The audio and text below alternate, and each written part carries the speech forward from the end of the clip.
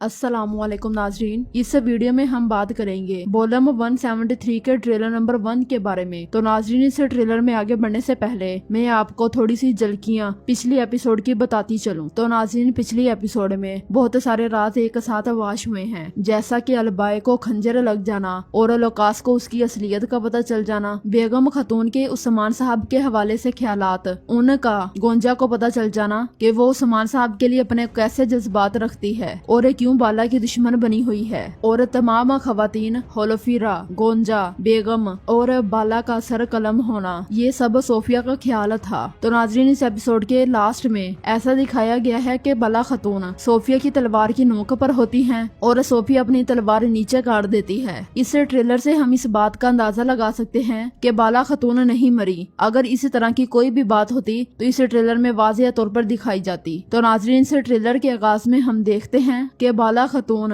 नदी के किनारे अपनी बेटी हलीमा को उठाती हुई आगे बढ़ रही होती है और खवातीन भी उसके पास होती हैं और वहाँ मौजूद खवातीन कहती हैं, इसकी आंखें बिल्कुल तुम्हारी जैसी हैं बाला, इसके बाल भी बिल्कुल तुम्हारे जैसे हैं। और बाला खतून हलीमा को नदी के किनारे बिठाकर एक तरफ खवातीन के साथ काम में लग जाती है। इसी लम्हे हम देखते हैं कि सोफिया घोड़ा गाड़ी पर अपना मुंह छिपाए वहाँ आती है और हलीमा के पास बैठती है और उसे आवाज देती है हलीमा। फिर उसे सेब दिखाती है तो हलीमा उससे सेब पकड़ लेती है। फिर कहती है, तुम्हारी अम्मी तुम्हारा इंतजार कर रही है हलीमा, और हलीमा को उठाकर वहाँ से गायब हो जाती है।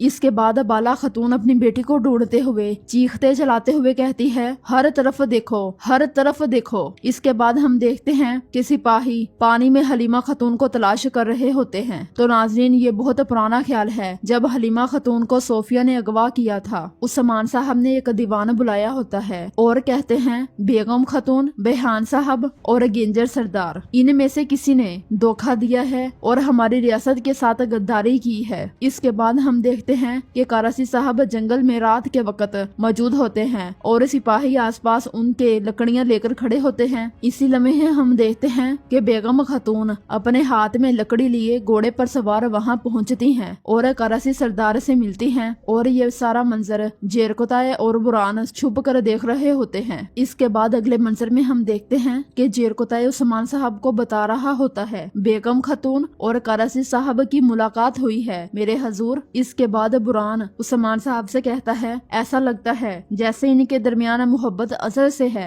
हजूर। उस्मान साहब ये सुनकर सोच में पड़ जाते हैं। दूसरी तरफ हम देखते हैं कि बेगम खतून जिंदान में कैद होती है और गोंजा खतून उसके पास मौजूद होती है। गोंजा कहती है, तुम मेरे बाबा को नहीं बेच सकती क्योंकि तुम्हें उनसे प्यार है बेगम खतून। यहाँ पर बेगम खतून हैरान परेशान हो जाती है कि गोंजा को ये बात कैसे मालूम हुई। और नाजरीन, यहाँ पर गद्दारी गेंजर साहब ने की है और वो करासी साहब से मिला हुआ है, लेकिन इस टाइम बेगम खतून जिंदान में होती है और गोंजा को पता होता है कि बेगम कभी भी उस्मान साहब से गद्दारी नहीं कर सकती क्योंकि नाजरीन वो उस्मान साहब से प्यार करती है। इसके बाद हम देखते हैं कि सोफिया लोकास के साथ एक जंगल में मौजूद होती है और कहती है, मैं तुम्हारे पूरे खानदान को एक एक करके मार डालूंगी। और अगले मंजर में हम देखते हैं कि उस्मान साहब जंगल में मौजूद सिपाहियों पर टूट पड़ते हैं और कहते हैं, अपने खानदान से पहले मैं आता हूँ, पहले मुझे चीर डालना होगा। तो नाजरीन, इसके साथ ही उस्मान साहब